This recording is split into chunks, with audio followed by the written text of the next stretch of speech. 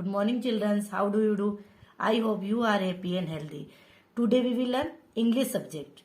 First class, open your English book. Come to page number 17.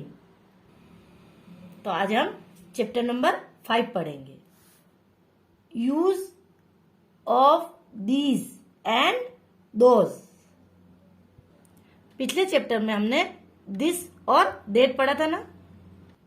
This हमेशा पास के लिए लगता है और डेट हमेशा दूर के लिए लगता है, और दिस और डेट हमेशा एक चीज के लिए ही लगते हैं. वैसे ही दीज पास के लिए लगता है और दोज दूर के लिए लगता है, और ये दोनों एक से ज्यादा चीज के लिए लगते हैं. अब देखिए, हम दिस और दीज बोलने में फर्क होता है ना, दिस और दीज. तो इसको हम दीज बोलते हैं, दीज. दिस और डेट के साथ हमेशा इज लगता है, क्योंकि वो एक चीज के लिए यूज होता है ना. तो हमने पढ़ा ना, दिस इज अ काउ. वैसे ही दीज और दोस के साथ आर लगता है, क्योंकि एक से ज्यादा चीजों के लिए हम क्या लगाते हैं, आर लगाते हैं ना.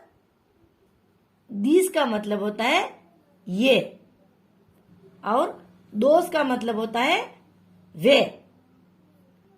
अब हम इन सेंटेंस को रीड करते हैं तो हमको समझ में आ जाएगा. These are cats. ये कैट्स हैं, बिल्लियां हैं. These cats are black. ये बिल्लियां ब्लैक कलर की है, काली कलर की है. अब देखिए, यहाँ पर ये कैट्स एक से ज्यादा है ना, तो यहाँ पर दीज आया और दीज के साथ आर का यूज हुआ. अब है दोज आर हैंस. वे मुर्गियां हैं. Those hens are thin. वे मुर्गियां पतली हैं. अब देखिए, ये जो मुर्गियां है ना, हैंस, ये दूर थी, इसलिए हमने दोज लगाया. और ये एक से ज्यादा है ना, तो इसलिए हमने आर का यूज हुआ यहाँ पे. अब है व्हाट आर दीज, यानी ये क्या है. These are cows.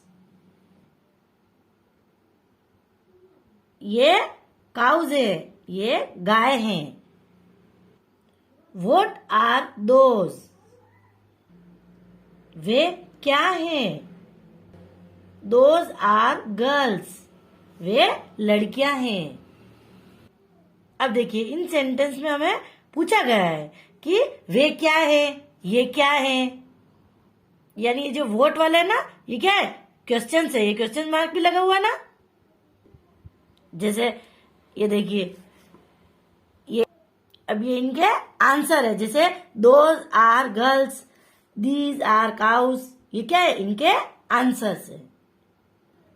अब देखिए, आपको यहाँ पर एक्सरसाइज दे रखी है, fill in the blanks. First दे रखा है दीज आर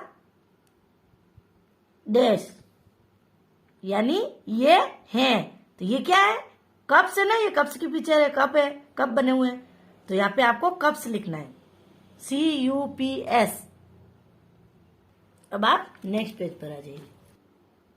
सेकंड है दोज आर डैश, यानी वे हैं. तो ये क्या है, तो वे क्या है, काइट्स है ना. ये देखिए, काइट्स बनी हुई है, तो आपको यहाँ पर काइट्स लिखना है, KITES, काइट्स. काइट्स यानी क्या होता है, पतंग. अब देखिए, थर्ड है दीज आर डैश.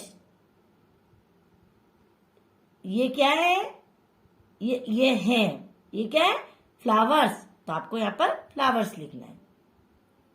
फोर्थ है दोज आर डैश, यानी वे हैं. तो वे क्या है, ये क्या बने हुए हैं, रेड्स. रेड्स यानी होता है चूहे.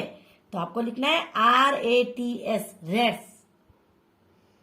अब देखिए, जब एक से ज्यादा चीज होती है ना तो हम उसके आगे एस लगाते हैं ना। अब देखिए रेट है लेकिन एक से ज्यादा है ना तो हमने RATS लिखा है, रेट्स। सेकंड क्वेश्चन है fill in the blanks with this is,